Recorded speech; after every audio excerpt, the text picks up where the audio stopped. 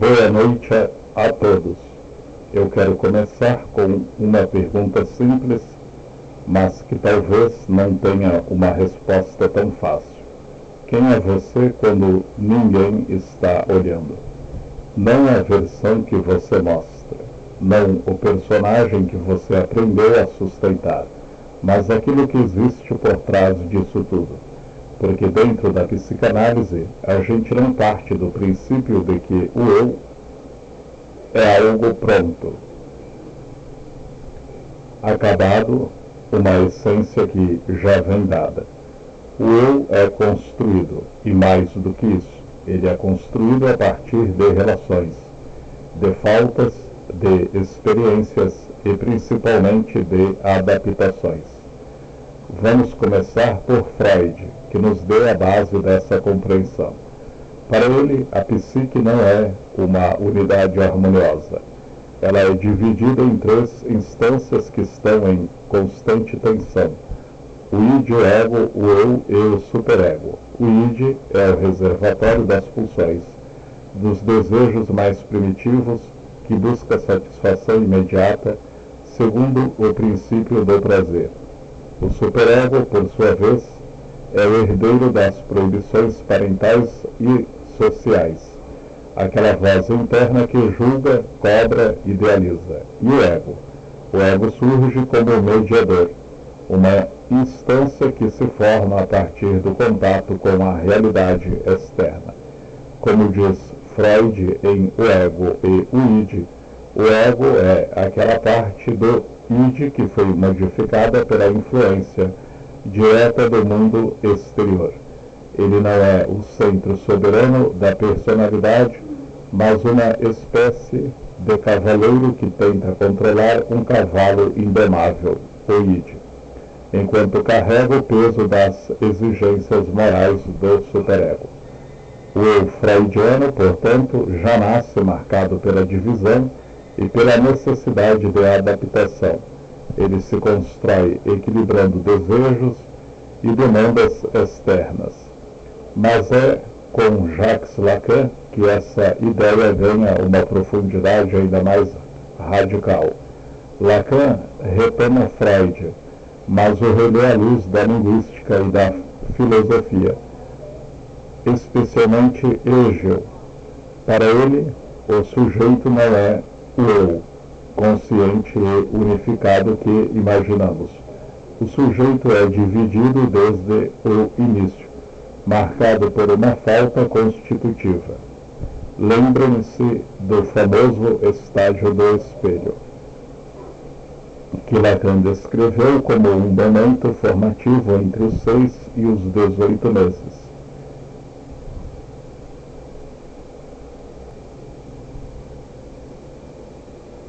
A criança, ainda com o corpo fragmentado e descoordenado, o que ele chama de corpus morcelé, se reconhece na imagem refletida no espelho. Essa imagem é completa, unificada, jubilatória. A criança se identifica com ela e forma o que Lacan chama de eu ideal. Mas, atenção, essa identificação é alienante. A criança se reconhece como eu, mas esse eu é uma imagem externa, um outro. Como diz Lacan nos escritos, o estágio do espelho é um drama cujo impulso interno precipita-se da insuficiência para a antecipação, e que para o sujeito, apanhado no engodo da identificação espacial, fabrica as fantasias que se sucedem de uma imagem fragmentada do corpo a uma forma que chamaremos ortopédica de sua totalidade. O eu, portanto, nasce de uma ilusão, a ilusão de completude que mascara uma falta fundamental. Essa falta não é acidente, ela é estrutural. O sujeito humano nasce prematuro, dependente e incompleto, e é nessa incompletude que surge o desejo. Lacan afirma que o desejo é o desejo do outro. Não desejamos simplesmente um objeto concreto para preencher uma necessidade. O desejo é metonímico, deslizante. Ele nasce da pergunta sobre o que o outro, a mãe, o cuidador, o grande outro da linguagem e da cultura deseja de nós. A criança se pergunta: o que eu sou para o outro? O que falta ao outro que eu poderia completar?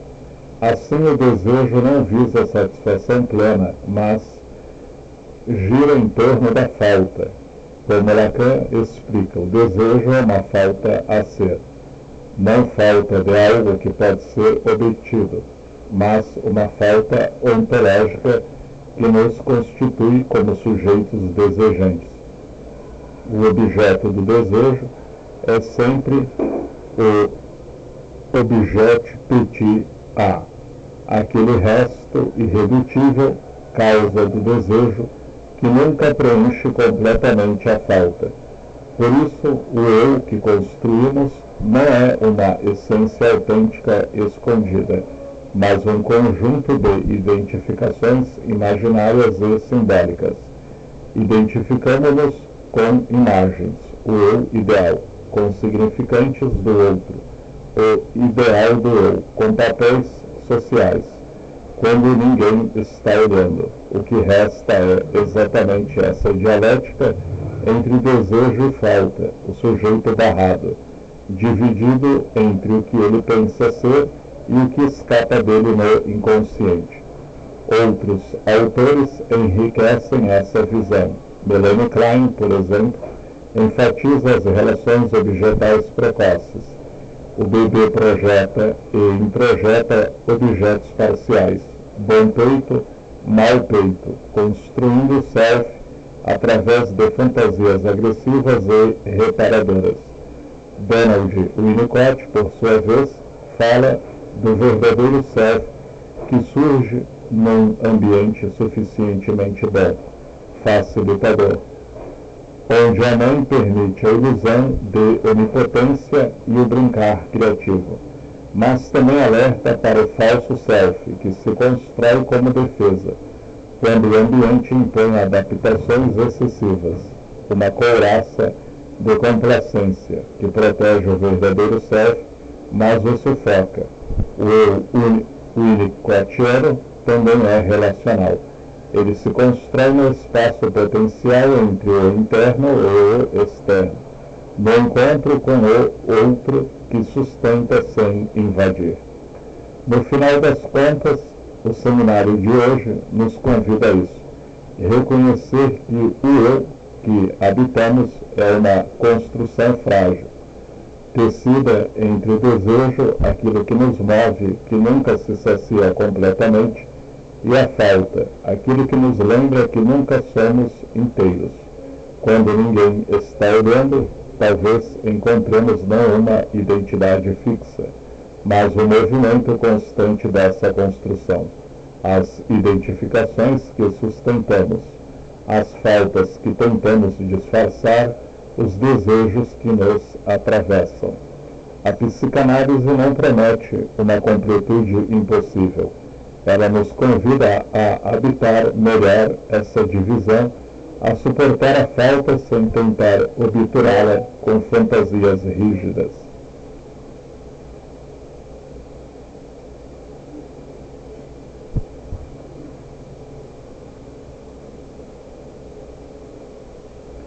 A tolerar a tensão entre o que somos e o que desejamos ser, porque só quando aceitamos que o eu é uma construção permanente e não uma essência pronta, é que podemos começar a reconstruí-lo de forma mais consciente, mais livre e mais viva.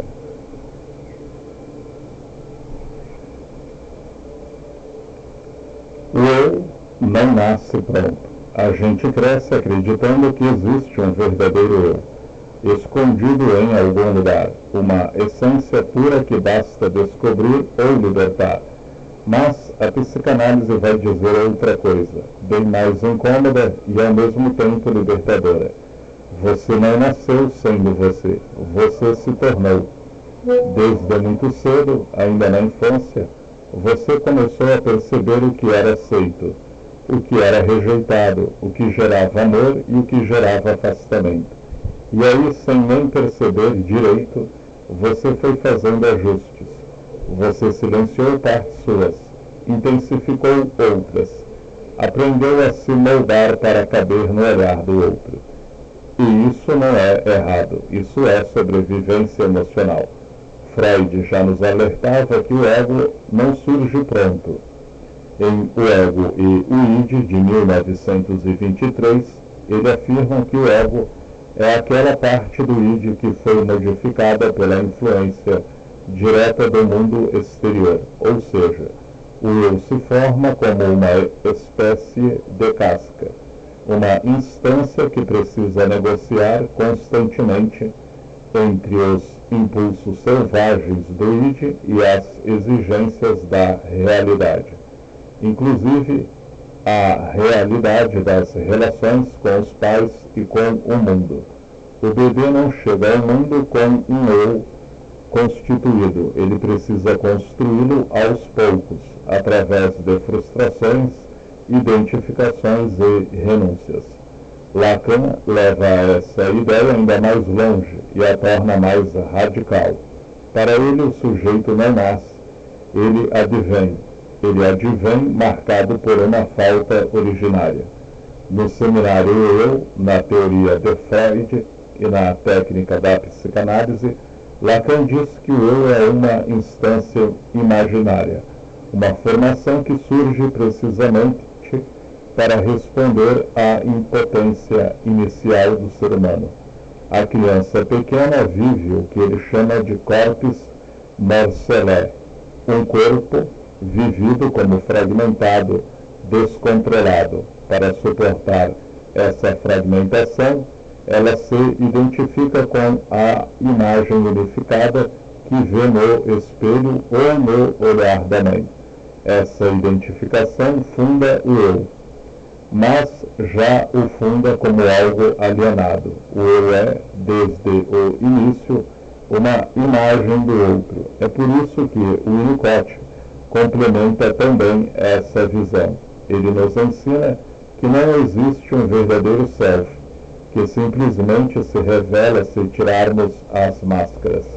O verdadeiro self só pode emergir num ambiente suficientemente bom, onde a criança é autorizada a ser, a experimentar, a criar ilusões de onipotência através do brincar. Quando esse ambiente não é bom o suficiente, quando as demandas do outro são excessivas, surge o falso self, uma organização defensiva, uma couraça de complacência e adaptação.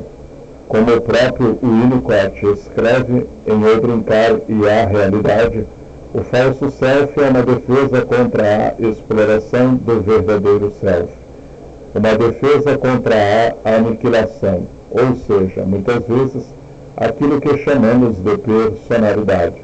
É, na verdade, uma longa história de adaptações para não ser abandonado, para continuar sendo amado, para sobreviver emocionalmente. Melanie Klein, por sua vez, mostra que desde os primeiros meses de vida, o bebê já está fazendo clivagens internas. Separa o bom peito do mau peito, projeta agressividade e depois introjeta essas partes.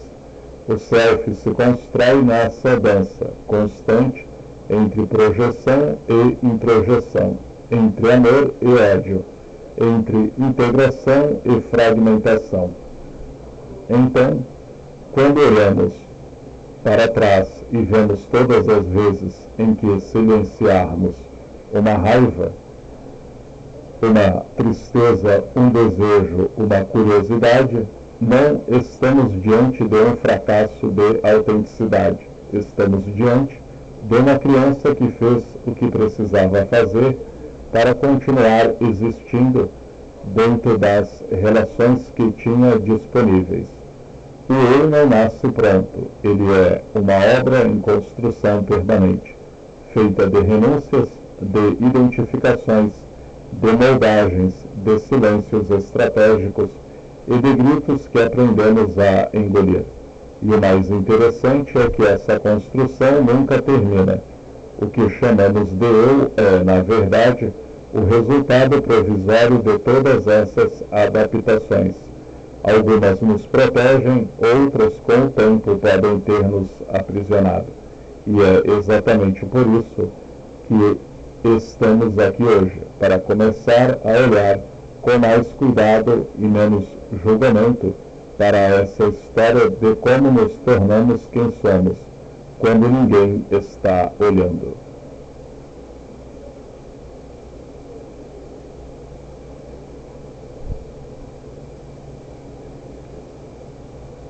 O outro como espelho. Agora vem um ponto central, daqueles que costumam incomodar um pouco. Você só se reconhece através do outro. É no olhar do outro que você começa a se enxergar, desde os primeiros meses de vida. O ser humano depende do olhar, do rosto, da voz e do corpo do outro para se constituir. Não existe formação do eu sem o outro. O eu não surge de dentro para fora, como uma flor que desabrocha sozinha. Ele surge do encontro, muitas vezes, do choque com o olhar alheio. Se você foi visto como forte, você aprendeu a sustentar força, mesmo quando por dentro sentia-se frágil. Se foi visto como difícil, talvez tenha aprendido a se calar para não confirmar essa imagem. Se foi amado só quando se comportava bem, quando sorria, quando obedecia, você aprendeu a performar. E o performar com o tempo pode virar a única forma que você conhece de existir. Então, em algum momento surge uma pergunta muito importante e bastante incômoda. O quanto do que você é realmente é seu, e o quanto foi construído para caber.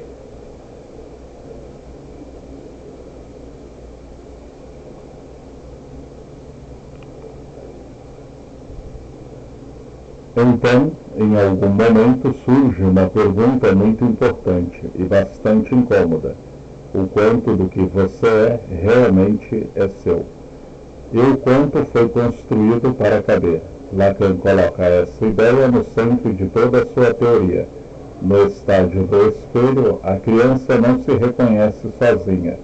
Ela se reconhece na imagem refletida. Mas essa imagem só ganha sentido porque está inserida no olhar do outro, geralmente a mãe, ou o cuidador que a segura e diz, com a voz ou com o sorriso, olha só, é você. Lacan afirma nos escritos, o eu se constitui na dialética da identificação com o outro. Essa identificação não é neutra, ela é alienante. O sujeito se torna eu ao se alienar numa imagem que vem de fora. O eu, portanto, é, desde o início, um eu especular, um eu emprestado. O Winnicott aprofunda essa dependência de forma muito bela e humana. Para ele, o bebê precisa de um espelho humano, suficientemente bom. A mãe, ao olhar para o bebê, com prazer e reconhecimento, devolve uma imagem viva, vital. Quando a mãe está deprimida, ausente ou excessivamente ansiosa, ela devolve uma imagem distorcida ou vazia. O bebê, então, em vez de encontrar-se, aprende a se adaptar ao humor da mãe. Surge o falso self, uma personalidade construída para proteger o verdadeiro self da intrusão ou do abandono, como Winnicott diz. O bebê olha para o rosto da mãe e o que ele vê ali é ele mesmo. Freud já havia preparado o terreno ao falar das identificações. No luto e na melancolia, ele mostra como perdemos alguém importante e para não perdê-lo completamente, nós o incorporamos. Passamos a ser como ele, a falar como ele, a exigir de nós mesmos o que ele exigia. Grande parte do que chamamos de caráter é feita de identificações com figuras significativas, pais, professores, irmãos, até mesmo com personagens ou ídolos. Melanie Klein nos lembra que essas identificações começam ainda mais cedo, nas relações objetais parciais. O bebê introjeta o bom peito e o mau peito, construindo seu mundo interno a partir de como o outro foi vivido, nutridor ou frustrante, amoroso ou persecutório. Por isso, quando olhamos para a nossa vida adulta e nos perguntamos quem sou eu de verdade, muitas vezes descobrimos que boa parte do nosso eu é, na verdade, uma colagem de olhares alheios. O olhar exigente do pai, que nos cobrava a perfeição. O olhar desaprovador da mãe, que nos ensinava a não incomodar. O olhar admirado de um professor, que nos via como inteligente. O olhar indiferente, que nos fez aprender a ser invisível. O quanto do você carrega como a minha personalidade.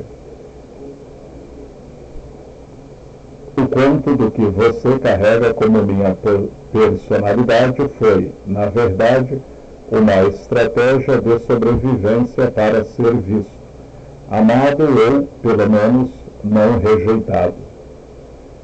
Essa é a grande virada que a psicanálise propõe. O eu não é uma mônada isolada. O eu é uma resposta ao outro. Uma resposta que, com o tempo, esquecemos que foi uma resposta.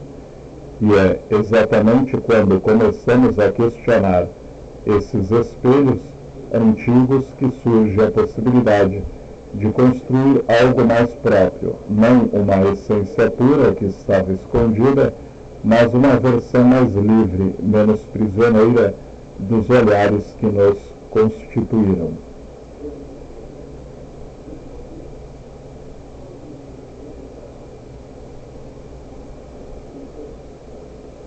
O desejo e a falta. A psicanálise trabalha com um conceito fundamental, daqueles que mudam completamente a forma como olhamos para nós mesmos. O desejo nasce da falta. Você não deseja porque tem um vazio que precisa ser preenchido de uma vez por todas. Você deseja porque algo falta. E essa falta não é um erro, não é um defeito de fabricação. Ela é estrutural. Ela é o que nos constitui como seres humanos. Desde o momento em que nascemos prematuros, incompletos e radicalmente dependentes, carregamos essa falta originária. Lacan chama isso de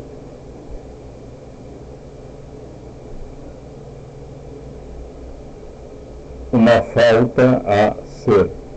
Não é falta de um objeto específico que, se encontrado, nos completaria. É uma falta ontológica, que nos move permanentemente. O desejo, portanto, não é o desejo de ter algo, é o desejo do outro, como Lacan explica nos seus seminários. O desejo do homem é o desejo do outro.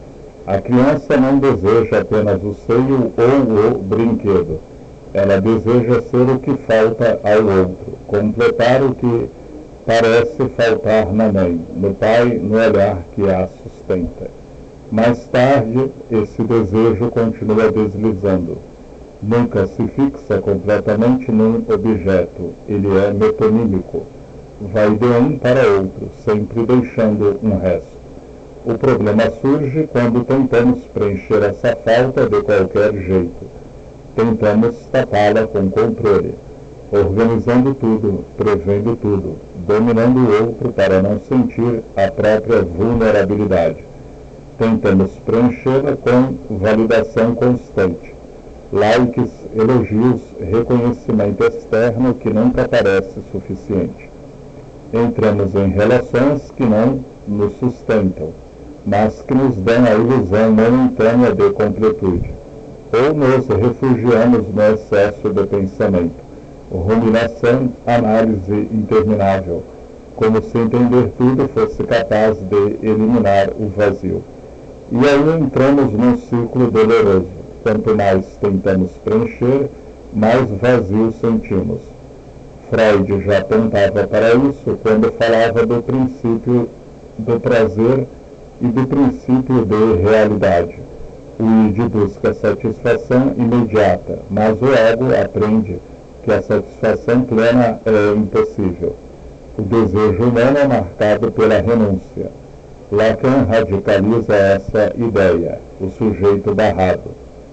É dividido exatamente porque o desejo gira em torno de um objeto perdido desde sempre.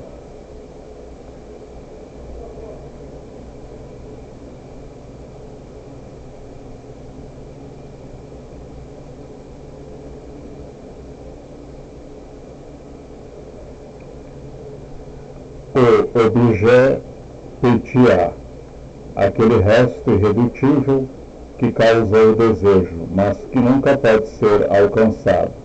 Quando tentamos preencher a falta de forma imaginária com uma relação idealizada, com uma imagem perfeita de nós mesmos, com poder ou com consumo, estamos buscando o impossível, a supressão da falta, e quanto mais insistimos nessa busca, mais a falta se faz sentir, porque o desejo não quer ser satisfeito, ele quer continuar desejando.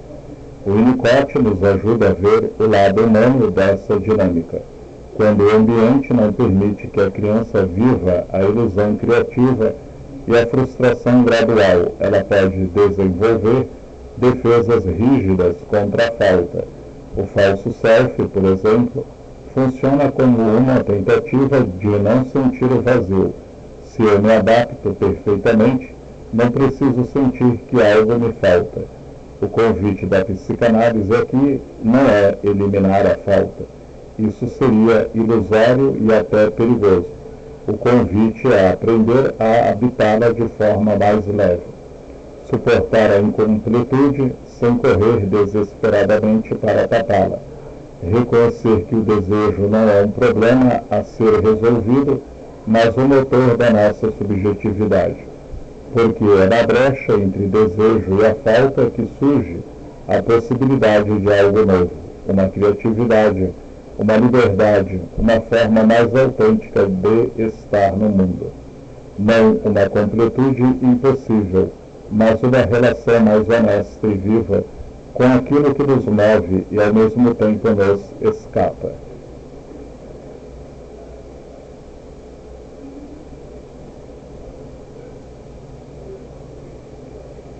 As defesas do ego. Para lidar com tudo isso, com a falta, com o olhar do outro, com a construção desse eu que nunca nasceu pronto, o psiquismo cria defesas.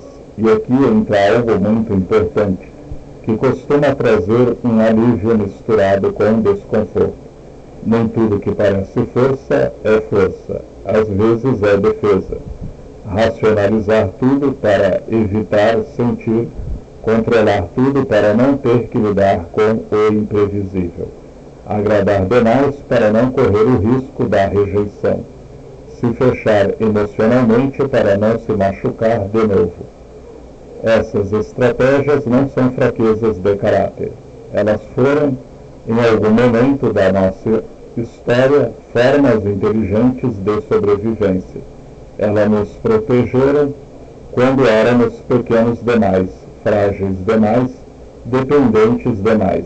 Mas hoje, muitas vezes, essas mesmas defesas que antes nos salvavam podem estar nos limitando, nos aprisionando dentro de uma versão de nós mesmos que já não cabe mais. Freud foi o primeiro a mapear esse território com clareza.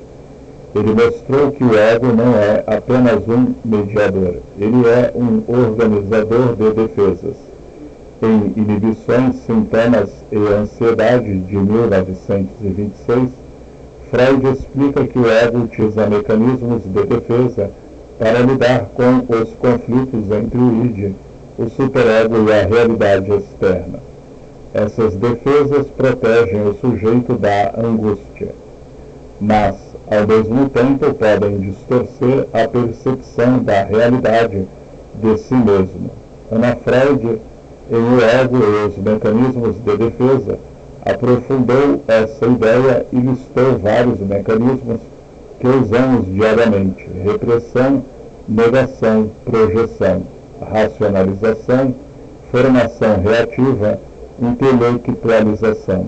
Cada um deles tem sua função. A racionalização, por exemplo, permite que a pessoa transforme um sentimento doloroso em uma explicação lógica e aceitável. O controle excessivo pode ser uma defesa contra a angústia de desamparo. O excesso de agradar, o que chamamos de falso self em Winnicott, é muitas vezes uma formação reativa contra o medo de ser abandonado ou rejeitado. Lacan, com sua linguagem mais estrutural, nos lembra que muitas dessas defesas são imaginárias. Elas servem para sustentar uma imagem coerente do eu, para mascarar a divisão subjetiva e a falta.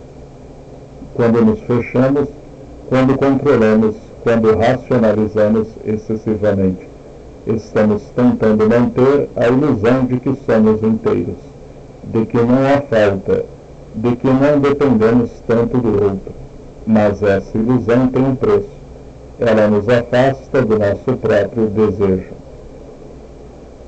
Winnicott é especialmente generoso ao falar sobre isso. Para ele, o falso self não é apenas uma defesa, é uma organização de complacência que surge quando o ambiente não foi suficientemente bom. A criança aprende a reagir ao que o outro espera, em vez de viver a partir do seu verdadeiro self. Com o tempo, essa couraça protetora pode se tornar tão rígida que a pessoa perde contato com sua vitalidade espontânea. Como ele diz, o falso self é uma defesa contra a exploração do verdadeiro self, uma defesa contra a aniquilação. Então, quando hoje você percebe que racionaliza tudo, que precisa controlar cada detalhe, que se esgota agradando os outros, ou que se fecha para não sentir dor, não se trata de se julgar como fraco ou errado. Trata-se de reconhecer que essas defesas tiveram sua razão de ser, elas foram necessárias.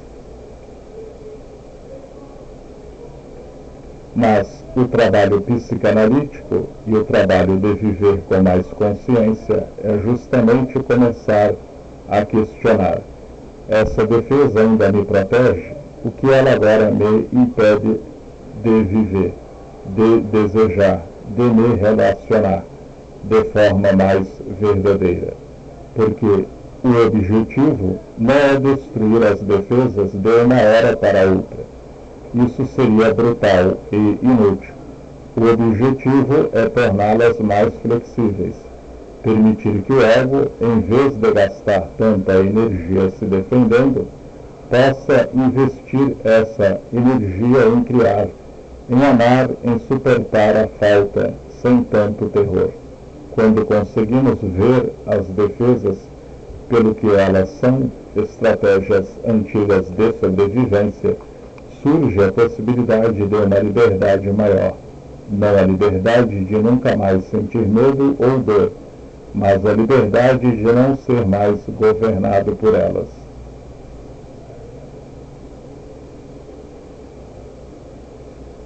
O conflito interno. Existe um conflito constante dentro de você. Não é um conflito externo com os outros. É um conflito interno, silencioso, muitas vezes invisível, entre quem você realmente é e quem você aprendeu que precisa ser para ser aceito, amado ou pelo menos não rejeitado. E esse conflito não passa despercebido. Ele se manifesta de formas bem concretas. Ansiedade que aparece sem motivo aparente. Cansaço emocional que não melhora nem depois de dormir. Sensação incômoda de não pertencimento, como se você estivesse sempre um pouco fora de lugar. E aquele vazio que surge nos momentos de silêncio, quando o personagem finalmente descansa. Porque manter um personagem custa energia, e muita. Freud descreveu esse conflito de forma precisa ao falar da estrutura tripartite da psique. O ego está no meio de uma guerra constante.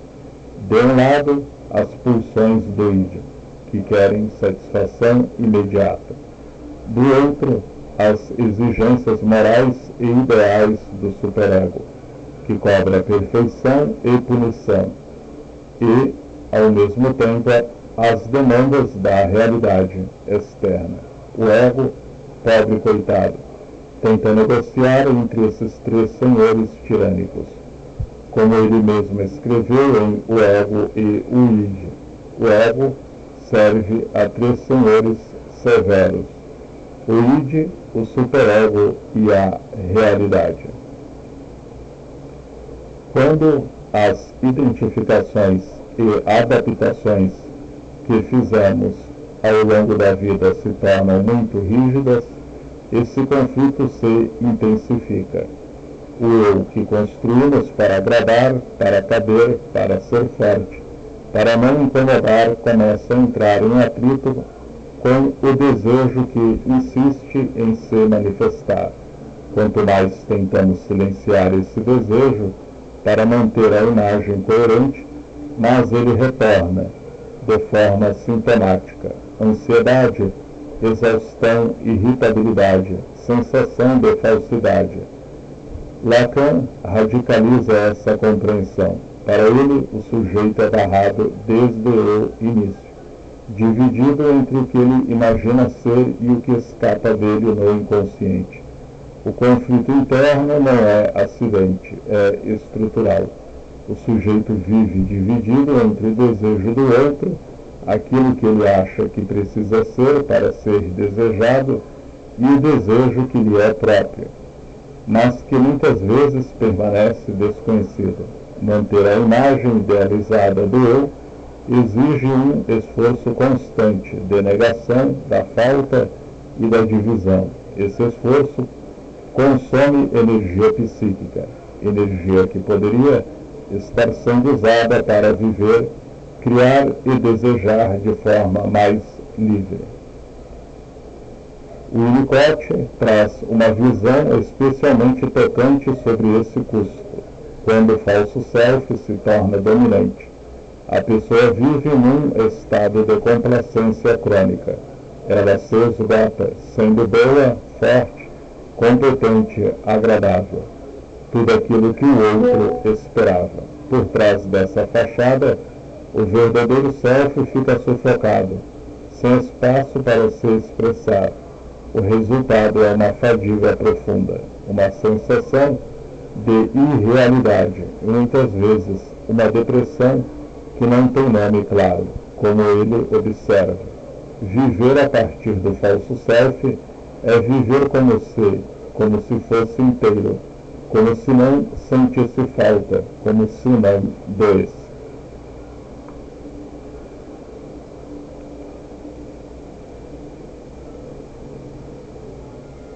É por isso que tantas pessoas hoje se sentem exaustas, sem saber exatamente por quê. Não é só o trabalho, não é só a correria do dia a dia. É o esforço invisível de sustentar um eu que nunca foi completamente seu. É o preço de manter o personagem em cena 24 horas por dia.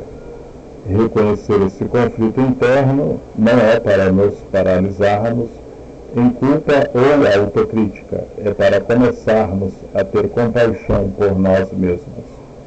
Aquele cansaço emocional tem uma razão de ser. Aquela ansiedade é um sinal de que algo dentro de você está pedindo para ser ouvido.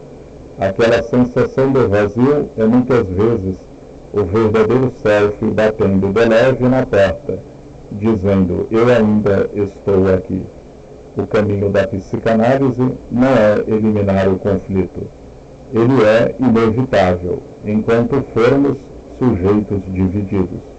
O caminho é aprender a habitar esse conflito com menos rigidez e mais honestidade.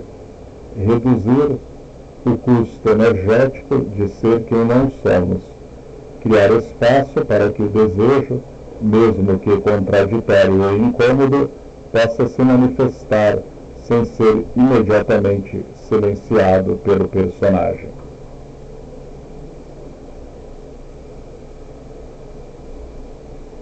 Porque só quando baixamos um pouco a guarda do quem eu preciso ser, é que começamos a descobrir aos poucos quem nós podemos vir a ser. O processo de reconstrução. Então, o ponto não é descobrir quem você é, como se fosse algo escondido, pronto, esperando ser desenterrado. O ponto não é encontrar uma essência pura que estava guardada em algum lugar. O ponto é reconstruir. Reconstruir um eu mais vivo, mais flexível, mais próximo do seu desejo, mesmo que isso signifique passar por etapas difíceis e muitas vezes desconfortáveis. Esse processo passa por algumas experiências que a psicanálise nos ajuda a atravessar. Primeiro, reconhecer suas defesas, não para destruí-las com raiva, mas para entendê-las com compaixão. Ver que o controle, a racionalização, o agradar excessivo ou o fechamento foram estratégias que um dia salvaram você. Só quando nomeamos essas defesas é que elas perdem um pouco do poder automático que exercem sobre nós. Depois, entrar em contato com emoções que você evitou por muito tempo, a raiva que você engoliu, a tristeza que você disfarçou com produtividade, o medo de não ser suficiente que você escondeu atrás de uma imagem de competência. Como dizia Freud, o reprimido sempre retorna, e quando não é ouvido de forma consciente, ele fala através do sintoma da ansiedade ou do vazio. Em seguida, aprender a sustentar o desconforto. A psicanálise não promete alívio imediato. Ela convida a suportar a angústia da falta sem correr para tapá-la imediatamente. Lacan nos lembra que o sujeito barrado precisa aprender a habitar sua própria divisão, em vez de fugir dela através de identificações imaginárias rígidas. É no espaço entre o desejo e a falta que algo novo pode surgir. Depois vem uma das partes mais delicadas, abrir mão de certas identidades, aquela identidade de o forte, o agradável, o que nunca incomoda, o perfeito, identidades que nos deram sensação de segurança, mas que hoje cobram um preço alto demais. O Winnicott nos ensina que só quando o falso self perde um pouco de sua rigidez é que o verdadeiro self ganha espaço para respirar e se expressar de forma espontânea e, principalmente, parar de se abandonar para ser aceito.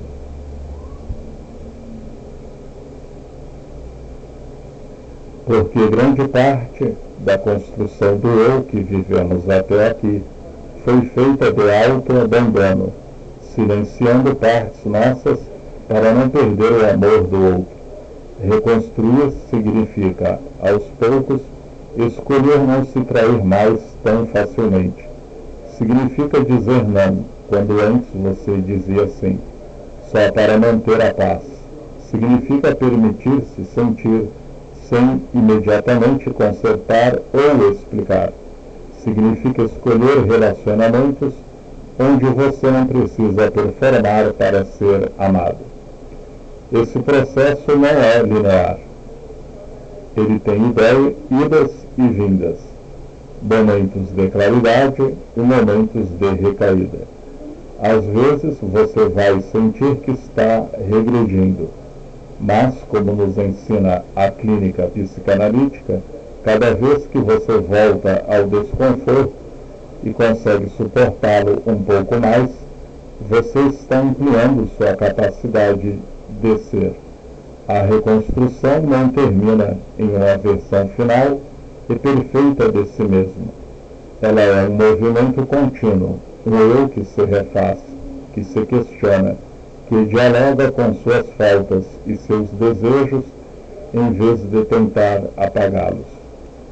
No final, o que buscamos não é uma identidade sólida e imutável. O que buscamos é uma relação mais honesta e viva com nós mesmos. Uma relação onde você não precise mais se abandonar para pertencer. Porque só quando paramos de nos abandonar é que começamos de verdade a nos encontrar.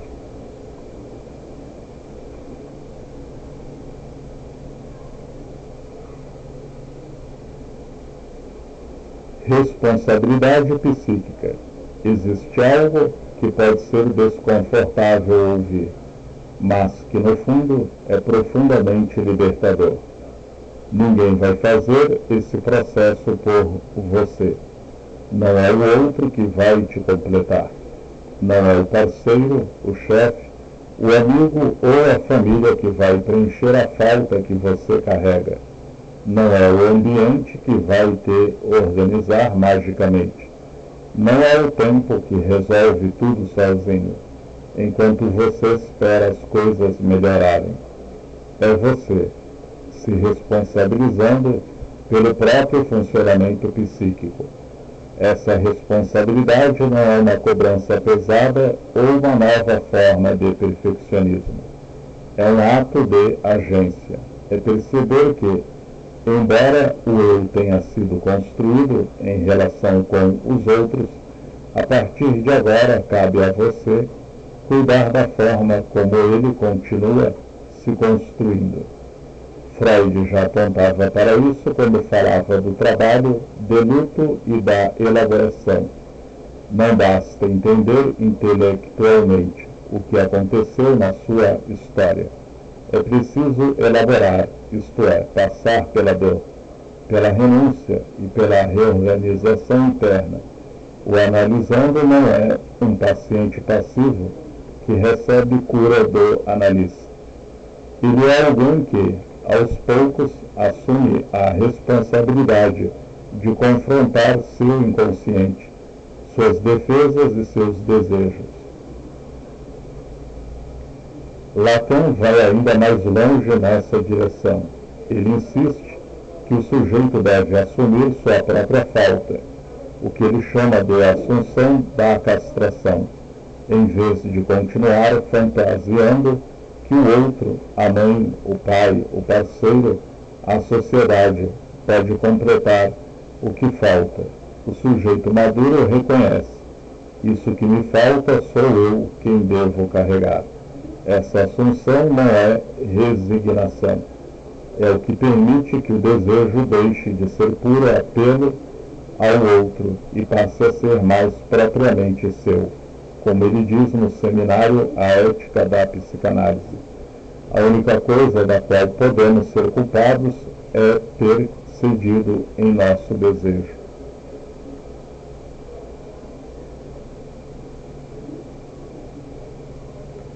O Winnicott complementa com uma visão mais relacional e esperançosa. Para ele, a responsabilidade psíquica surge quando a pessoa consegue criar um espaço interno suficientemente seguro para ser espontâneo. Isso só acontece quando paramos de esperar que o mundo externo nos dê permissão para existir e começamos a nos dar essa permissão nós mesmos. O verdadeiro self só floresce quando assumimos a responsabilidade de proteger nosso próprio espaço potencial de criação e de brincar mesmo que o ambiente não seja perfeito. Assumir responsabilidade psíquica significa parar de terceirizar o próprio bem-estar. Quando eu encontrar a pessoa certa, aí sim vou me sentir inteiro. Parar de culpar eternamente o passado ou os outros pelas suas defesas atuais. Começar a observar com curiosidade e menos julgamento como você ainda se abandona para ser aceito. Tolerar a angústia de não saber exatamente quem você é quando reconstrói algo mais autêntico. É desconfortável, sim, porque significa sair do lugar de vítima ou de espera passiva. Mas é libertador exatamente porque devolve o poder para onde ele sempre esteve, dentro de você.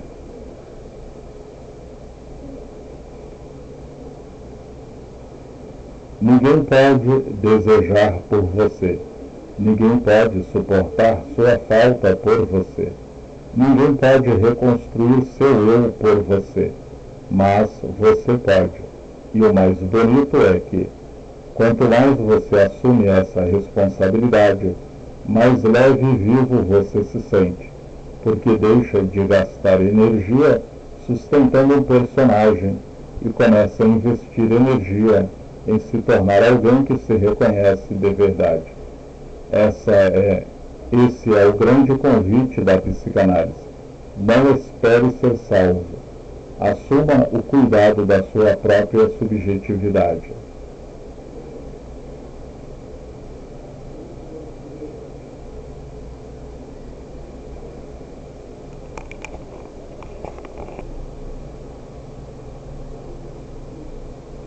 O que é responsabilidade psíquica? A responsabilidade psíquica é a ideia de que, embora o sujeito, o eu, tenha sido construído em grande parte pelo olhar do outro, pelas adaptações da infância e pelas identificações inconscientes, chega um momento em que cabe a nós assumirmos o cuidado e a direção do nosso próprio funcionamento psíquico. Não se trata de uma culpa moral ou de você tem que se virar sozinho. É algo mais profundo e libertador. Reconhecer que ninguém, nem parceiro, nem família, nem terapeuta, nem o ambiente perfeito pode completar nossa falta, eliminar nosso conflito interno ou desejar em nosso lugar. Somos nós que precisamos nos posicionar diante do nosso desejo, das nossas defesas e da nossa divisão subjetiva. Essa noção aparece de formas diferentes nos principais autores da psicanálise. Em Freud, a responsabilidade surge do processo de elaboração. Não basta trazer à consciência o material reprimido. É preciso trabalhar psiquicamente com ele, passar pela dor, pela renúncia e pela reorganização interna. O analisando não é um paciente passivo que recebe a cura do analista. Ele assume aos poucos a tarefa de confrontar seu próprio inconsciente e reorganizar sua economia psíquica. Em Lacan, a vertente mais radical, a responsabilidade psíquica está ligada à assunção da castração e à ética do desejo. Lacan diz, no Seminário 7, a ética da psicanálise. A única coisa da qual podemos ser culpados é de ter cedido em nosso desejo. Isso significa parar de fantasiar que o outro, a mãe, o pai, o parceiro, a sociedade, Deus, pode nos completar ou nos dar o que falta. Assumir a castração é aceitar que somos seres faltantes por estrutura e que o desejo não visa a satisfação, plena, mas a continuar desejando de forma mais própria. Em vez de culpar eternamente o outro, foi minha mãe que me fez assim, o mundo não me permite ser eu, o sujeito se posiciona como responsável pela forma como lida com sua própria falta. Isso não é resignação, é o que permite que o desejo deixe de ser puro apelo ao outro e passe a ser mais autenticamente seu. É a passagem da posição de vítima ou de espera passiva para a posição de sujeito do desejo.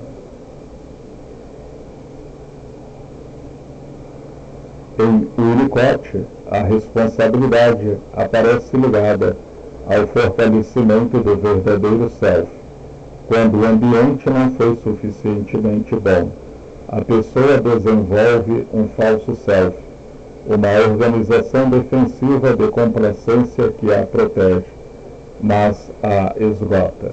Assumir responsabilidade psíquica aqui é criar condições internas e buscar condições externas, para que o verdadeiro self possa respirar, permitir a espontaneidade, o brincar, a criatividade, sem precisar se adaptar excessivamente. Para ser aceito, é parar de esperar que o mundo externo dê permissão para existir e começar a se dar essa permissão, porque ela pode ser desconfortável, mas libertadora. Desconfortável porque tira o sujeito do lugar cômodo, da queixa ou da culpa projetada no outro. Exige tolerar a angústia de não ser completo, de não ter garantias, de não ter um guia externo que resolva tudo. Libertadora porque devolve o poder.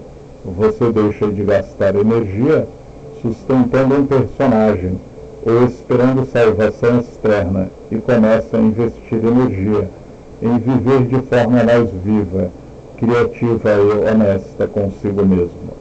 Na prática clínica, responsabilidade psíquica se manifesta quando a pessoa para de terceirizar o próprio bem-estar, quando eu encontrar a pessoa certa ou quando meu chefe mudar. Observa com curiosidade e menos julgamento, como ainda se abandona para ser aceito. Tolera a angústia de não saber exatamente quem sou eu, enquanto reconstrói algo mais autêntico. Assume o desejo, mesmo quando ele é incômodo ou vai contra as expectativas do outro. Importante, responsabilidade psíquica não é individualismo neoliberal disfarçado de psicanálise. Uma crítica comum hoje. Ela não ignora as condições sociais, econômicas ou traumáticas que moldam o sujeito. Pelo contrário, reconhece que o sujeito é constituído pelo outro, mas afirma que, mesmo assim, ele pode se posicionar de forma ativa e criativa diante dessa constituição. Em resumo, responsabilidade psíquica é o movimento pelo qual o sujeito deixa de ser apenas efeito das relações e das faltas que o constituíram para se tornar também agente da sua própria reconstrução. Não se trata de se tornar inteiro ou perfeito, mas de habitar a própria incompletude com mais dignidade, mais desejo e menos autoabandono.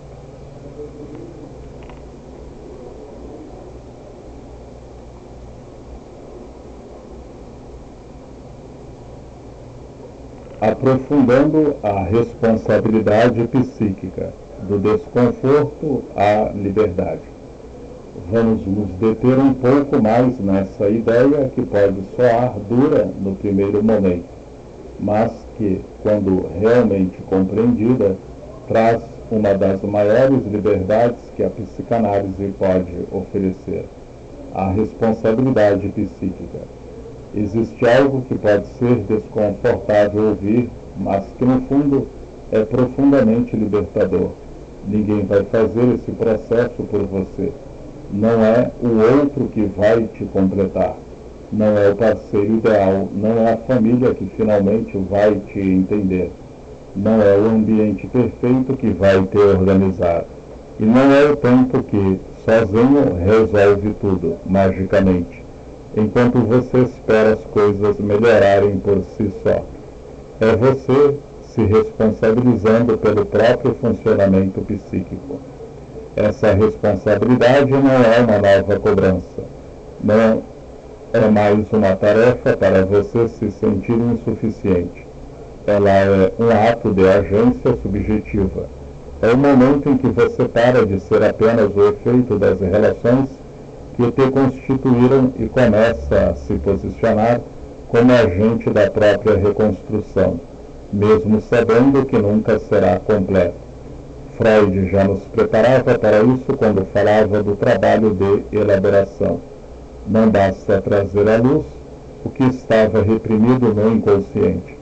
É preciso trabalhar psiquicamente com ele, passar pela dor da renúncia, reorganizar a economia libidinal, confrontar os conflitos que antes eram resolvidos apenas por sintomas ou defesas. O analisando não é um paciente passivo que recebe a cura pronta do analista. Ele assume aos poucos a tarefa difícil de se implicar com o próprio material inconsciente. Lacan radicaliza essa noção de forma provocativa e precisa. Em A Ciência e a Verdade, ele afirma: por nossa posição de sujeito, somos sempre responsáveis. E em seu seminário sobre a ética da psicanálise, ele vai ainda mais longe. A única coisa da qual podemos ser culpados é de ter cedido em nosso desejo. O que isso significa na prática? Significa que o sujeito deve assumir sua própria falta, o que Lacan chama de assunção da castração, em vez de continuar fantasiando que o grande outro, a mãe, o pai, o parceiro, a sociedade, o sucesso, o dinheiro, o reconhecimento, pode finalmente preencher o que nos falta. O sujeito maduro reconhece: essa falta sou eu quem devo carregar, não como resignação ou masoquismo, mas como posição ética. Parar de culpar eternamente o passado. Foi minha mãe que me fez assim. O presente. O mundo não me permite ser eu. Ou o futuro. Quando as coisas mudarem, aí sim vou viver. Assumir que, mesmo sendo constituído pelo desejo do outro, cabe a mim agora desejar de forma mais própria. O desejo deixa de ser puro apelo desesperado ao outro e passa a ser algo que me atravessa e que eu posso, em alguma medida, sustentar. O Winnicott traz uma visão mais humana e relacional para essa mesma responsabilidade. Para ele, quando o ambiente não foi suficientemente bom, a criança desenvolve o falso self, uma couraça de adaptação e complacência que protege o verdadeiro self, mas o sufoca. Assumir responsabilidade psíquica, nesse caso, é criar condições internas para que o verdadeiro self possa voltar a respirar, permitir a espontaneidade, o brincar criativo, a vitalidade emocional sem precisar se moldar excessivamente para ser aceito ou amado. É parar de esperar que o mundo externo dê permissão para existir e começar a se dar essa permissão a si mesmo. Na clínica vemos isso todos os dias.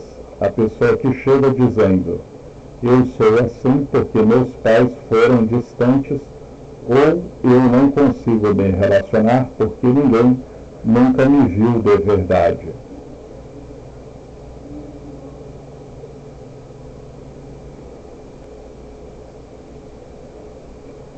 Há verdade nessas queixas, claro. A constituição do sujeito é sempre relacional, mas chega um ponto em que continuar repetindo essa narrativa como explicação definitiva vira uma forma de fuga. A responsabilidade psíquica surge quando a pessoa começa a se perguntar: o que eu faço hoje com o que me fizeram? Como eu ainda repito no presente padrões antigos de autoabandono, como eu ainda me atraio para não sentir a angústia da falta. Essa responsabilidade se manifesta em gestos concretos e muitas vezes silenciosos. Parar de terceirizar o próprio bem-estar emocional. Quando eu encontrar a pessoa certa, aí sim vou me sentir inteiro. Observar com curiosidade e menos autocrítica os momentos em que ainda silenciou um desejo, racionalizou uma emoção ou se fechou para não se machucar. Tolerar a angústia de não saber exatamente quem sou eu, enquanto reconstrói aos poucos algo mais autêntico. Dizer não quando antes dizia sim, apenas para manter a paz ou ser aceito. Suportar o desconforto de habitar a própria completude, sem correr imediatamente para preencher o vazio com controle, validação externa ou distrações. Importante destacar, responsabilidade psíquica não é individualismo radical ou culpa moral disfarçada. Ela não ignora as condições sociais, traumáticas ou culturais que nos moldam. Pelo contrário, reconhece que o sujeito é sempre efeito do outro, mas afirma que mesmo assim podemos nos posicionar de forma ativa e criativa diante dessa constituição. Não se trata de se virar sozinho, mas de não mais se abandonar completamente ao desejo do outro. É desconfortável porque tira a gente do lugar cômodo, da queixa perpétua ou da espera passiva por salvação externa. Mas é libertador exatamente porque devolve o poder para onde ele sempre esteve, dentro da nossa própria subjetividade. Quanto mais assumimos essa responsabilidade, menos energia gastamos sustentando personagens e mais energia liberamos para viver, desejar, criar e nos relacionar de forma mais verdadeira. No fim das contas, a psicanálise nos convida a uma ética que não é a do dever moral rígido, nem a da busca por completude impossível.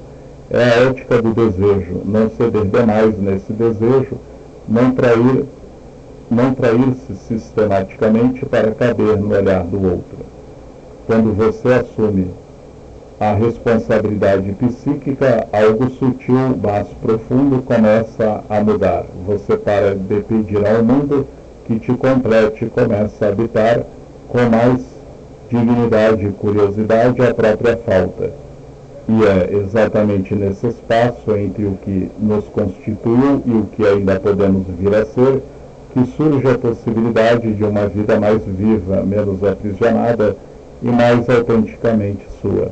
Por isso, quando ninguém estiver olhando, talvez a pergunta mais generosa que você possa se fazer não seja mais quem sou eu, mas o que estou disposto a assumir hoje para não continuar me abandonando.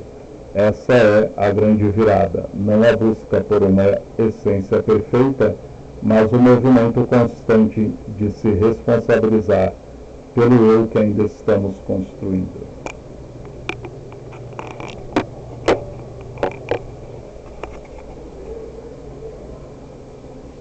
Chegamos ao final deste percurso, mas na verdade a conversa sobre a construção do eu entre o desejo e a falta não termina aqui. Ela apenas se abre para continuar dentro de cada um de vocês. Voltamos por um instante à pergunta que lançamos no começo: quem é você quando ninguém está olhando? Não a versão performática, não o personagem que aprendemos a sustentar com tanto esforço, mas aquilo que resta quando as luzes se apagam. Ao longo desses blocos, vimos que essa pergunta não tem uma resposta simples, porque o eu não é algo pronto, acabado ou escondido esperando ser descoberto. O eu é construído, ele se torna Ele se forma nas relações, nas faltas, nas adaptações silenciosas da infância, no olhar do outro que nos devolveu uma imagem, às vezes amorosa, às vezes exigente, às vezes ausente. Freud nos mostrou a divisão interna, um ego que tenta mediar entre as pulsões do id e as cobranças do superego. Lacan radicalizou essa visão ao falar do sujeito barrado, nascido da ilusão do estágio do espelho e marcado por uma falta estrutural que gera o desejo. Aquele desejo que nunca se sacia completamente, porque é desejo do outro. Klein nos lembrou das clivagens precoces e das fantasias que povoam o mundo interno. O Winnicott nos ensinou a diferença entre o verdadeiro self, que precisa de um ambiente suficientemente bom para florescer, e o falso self, que se ergue como defesa quando esse ambiente cobra adaptações excessivas. Vimos como nos reconhecemos primeiro no espelho do outro, como silenciamos partes de nós para caber, como criamos defesas, racionalização, controle, agradar demais, fechamento, que um dia nos protegeram, mas que hoje podem nos limitar. Percebemos o alto custo energético de manter um personagem, a ansiedade, o cansaço emocional, a sensação de não pertencimento, o vazio que surge quando o desejo é constantemente adiado ou disfarçado. E chegamos ao ponto talvez mais importante e mais delicado, a responsabilidade psíquica. Ninguém vai fazer esse trabalho por nós. Não é o outro que vai nos completar. Não é o ambiente ideal que vai nos organizar magicamente. Não é o tempo que, sozinho, cura tudo enquanto esperamos passivamente. É você, é cada um de nós, assumindo o cuidado do próprio funcionamento psíquico.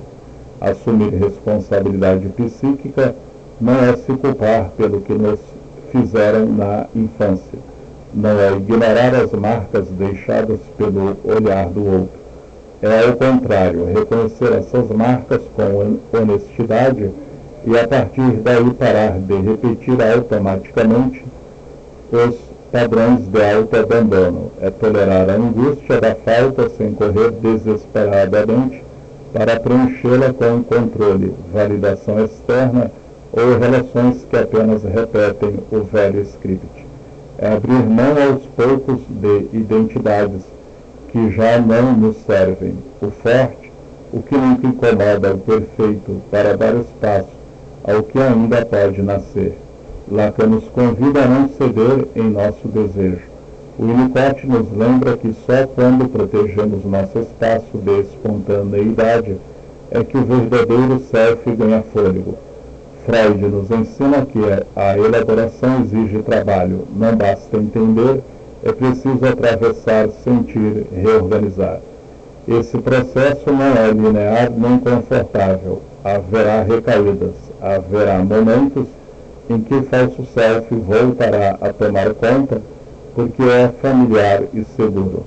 Haverá dias em que a falta vai doer mais do que o habitual, mas cada vez que você conseguir reconhecer uma defesa antiga, sustentar uma emoção evitada, dizer não, quando antes dizia sim só para ser aceito, ou simplesmente ficar um pouco mais com o desconforto sem tentar tapá-lo, você estará ampliando sua capacidade de habitar quem você é.